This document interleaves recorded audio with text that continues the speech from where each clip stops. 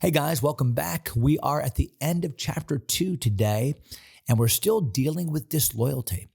What happens when people in high-level positions are disloyal to the institution of bad things, and it must be dealt with very severely. We'll find out why and how today.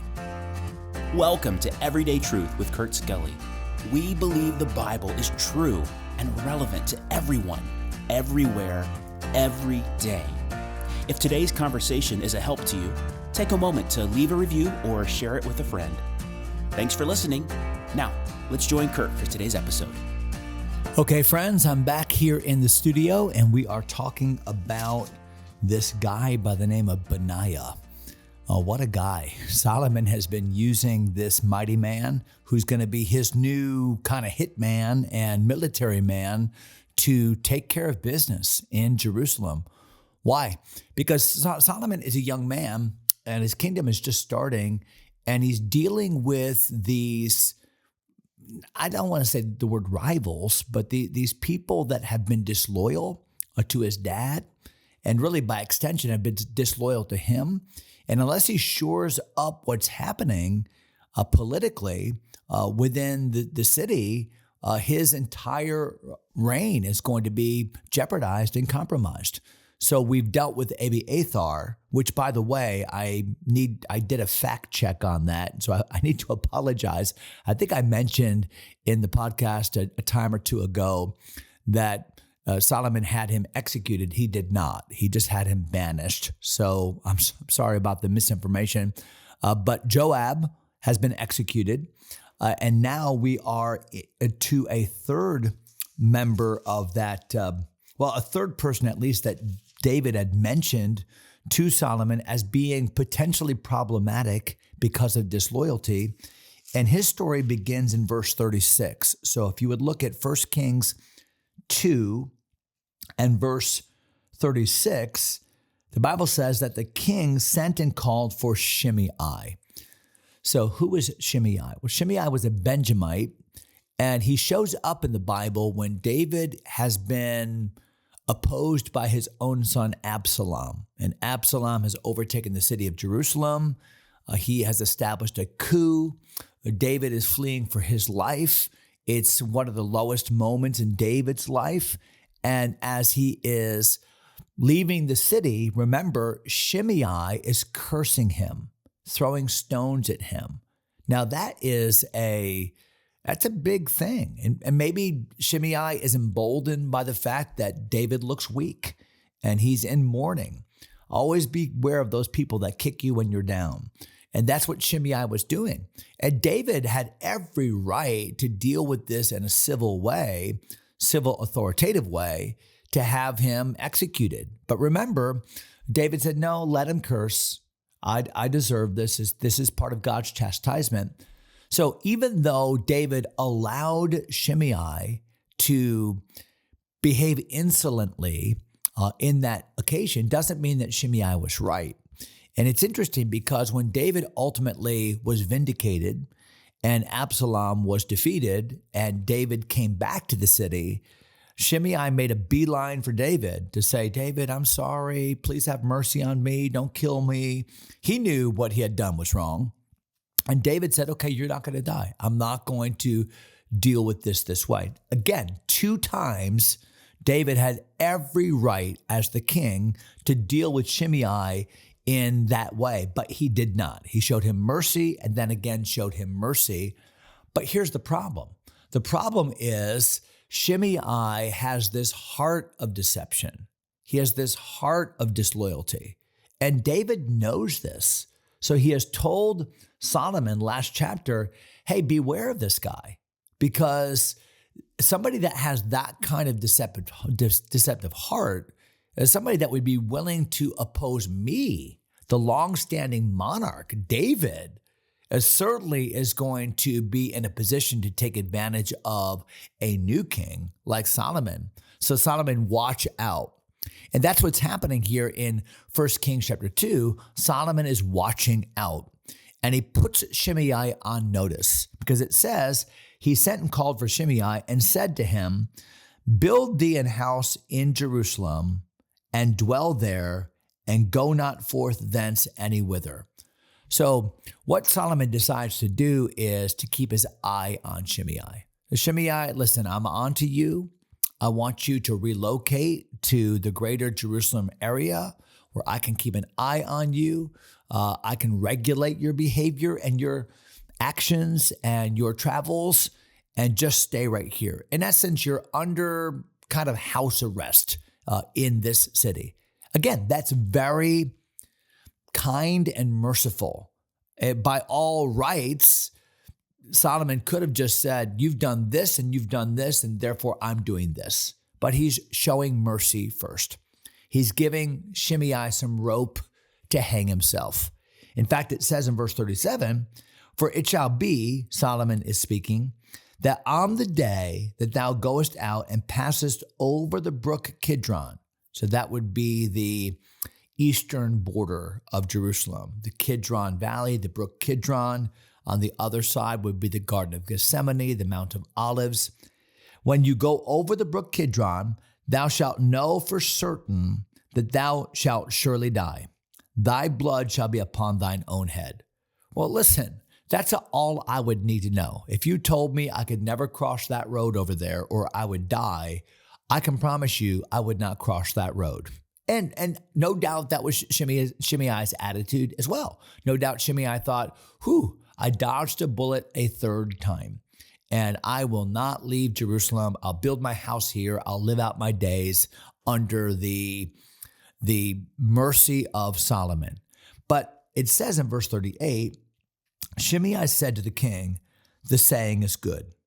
As my lord the king hath said, so will thy servant do. So far, so good. He sounds really respectful. And Shimei dwelt in Jerusalem many days. So everything seemed to go well at first. Everything seemed to go well for a while. But, verse 39, it came to pass at the end of 3 years. It's interesting how we can agree to things or make decisions that seem to be good decisions and healthy decisions that have a kind of a timestamp on them or a shelf life. That's what's happening here.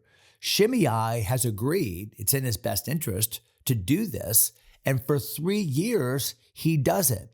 But watch what happens. At the end of 3 years, 2 of the servants of Shimei ran away unto Achish. So the term Achish is actually a title for king in Philistia. Achish, son of Maacah, king of Gath, or Gat. So what happens is Shimei has some servants. They run away. Now, maybe they know that Shimei cannot leave that area. Maybe they're thinking this is our opportunity because if we leave, Shimei can't chase us. He's not allowed to leave. I don't know what their rationale was, but this must have been a blow to Shimei. Why? Because these were household servants. So you're losing money, you're losing labor. It's a blow to your ego. You feel like you've been done wrong. So what does Shimei do? The Bible says they told Shimei, saying, behold, thy servants be in Gath. And Shimei arose and saddled his donkey. He went to Gath to Achish to seek his servants. Oh no. So what does Shimei do? Shimei violates the stipulation. He leaves town. He crosses the river. He has now endangered his own life. And he's probably thinking, hey, this is the exception to the rule. I've been done wrong. I've been done wrong. So therefore, I have the right I can give myself a pass on. Always be careful about the things in your life that you feel like give you the right to go beyond, that make you the exception to the rule, that give you the right to violate a clearly defined boundary that has been set before the Lord, because that's what's happening here. And it says in verse 40 that Shimei went and he brought his servants from Gath. So it seemed fine. He went, he got what he wanted. Those servants had run away. He brought them back. He accomplished his mission. He won the battle, so to speak, but he's going to lose this war Because it says in verse 41 that it was told Solomon that Shimei had gone from Jerusalem to Gath and was come again. Solomon, listen, Shimei violated the agreement. And the king sent and called for Shimei and said to him, did I not make thee to swear by the Lord? So Shimei, let me frame this. This is not just a violation against me, the king. This is not me just tasting sour grapes because of the way you treated my dad. No, we made an agreement before the Lord. Your covenant was not just a covenant between us, it was a covenant before the Lord. And you protested unto thee, saying, know for certain. So not only did we make this agreement, but I was very clear about what the consequences of the violation of that agreement would be, because I said, know for certain, on the day that thou goest out and walkest abroad any whither, that thou shalt surely die. And thou saidst unto me, the word that I have heard is good. You agreed. So we made this agreement. It was clear. It was before the Lord. It came with very explicit consequences, and you signed your name to this. What is Solomon doing? He's being a just judge. Now, he's given the law. He's given mercy. He has given him this time frame. But now, Shimei is going to face the music, because it says in verse 43, why then? This is always a good thing for a leader to do, to ask the question that stirs the conscience. Why then hast thou not kept the oath of the Lord and the commandment that I have charged thee with? The king said moreover to Shimei, thou knowest all the wickedness which thine heart is privy to, that thou didst to David my father. Therefore the Lord shall return thy wickedness upon thine own head.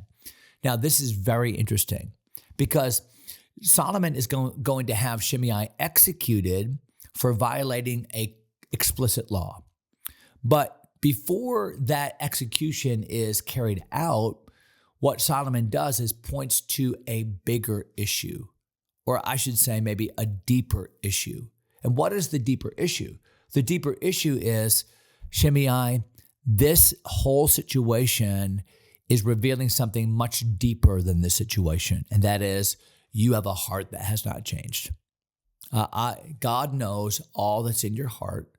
This goes way back to that day on the Mount of Olives when you cursed my dad. This goes back to your duplicitous and deceptive ways. Shimei, this latest situation is but a symbol of a heart that has never been made right. Because out of the abundance of the heart, eventually the actions will come. The words will come, the Bible says. So the Bible says in verse 45, and King Solomon shall be blessed, and the throne of David shall be established before the Lord forever. So the king commanded Benaiah, there's our guy again, hitman Benaiah, the son of Jehoiada, which went out and fell upon him, that he died.